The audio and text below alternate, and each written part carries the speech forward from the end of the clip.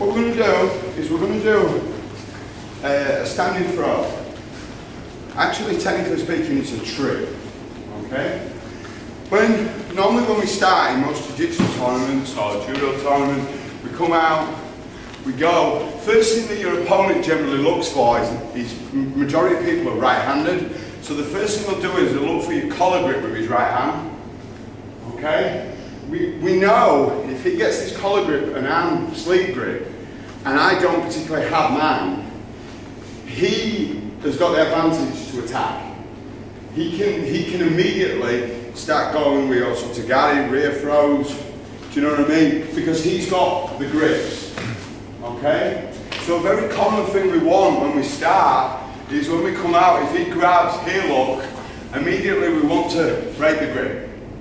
Okay, because if he has the grip, he can attack. If I break the grip and get control, immediately I can attack, look. Does that make sense? I can go with my stuff. Okay, so 90% of judo is and stand-up is a lot in the breaks. The ability to control the grips. Okay? This throw comes off one of those grip breaks. Okay? He comes out, he leads with his right hand. As soon as he gets it up, we're underneath here. Here. That's very important. When I'm here, I'm not pushing back to him. I'm like pushing him down my collar.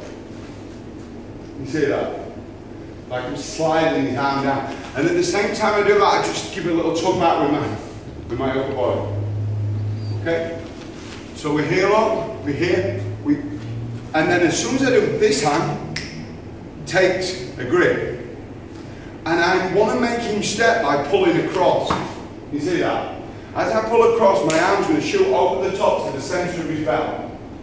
Okay? Now as I get this position, what he'll do is he won't stay this leg forward, he'll probably step it back now. Are you with me? So I've got this grip. Now all of you that have been here the other weeks, this is one of those positions where we could do Sumigashi again.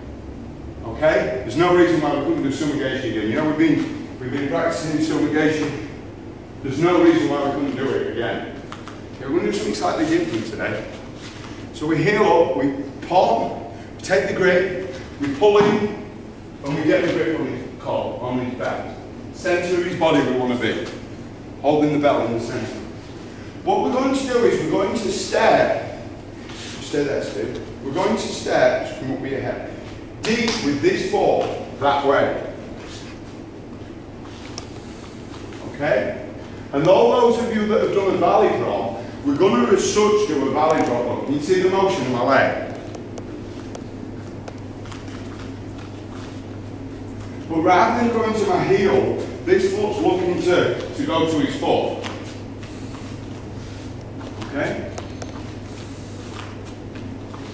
And I'm going to sit down. Okay? If I just hold, you hold my arm for me, Steve. I'm going to sit down. You see that? So I go down and back. Okay? So, break the grip, pull him forward, grab the belt. If he steps his foot out, it's no problem.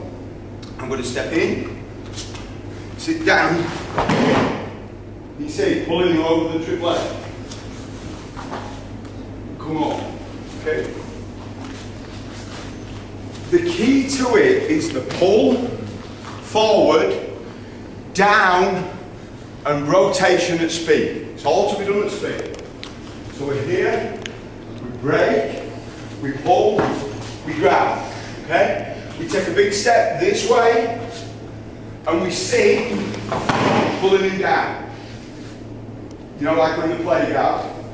Yeah, there's kids dragging somebody about, just like that. And then immediately on top. A little bit quicker. So we're here, quick, grab, step in, and away we go. Okay, one more time. Deep step. Pull. If we want, we can fake, we can run. To get some momentum if we want. Does that make sense? We can bring him with us. Okay? Let's have a look.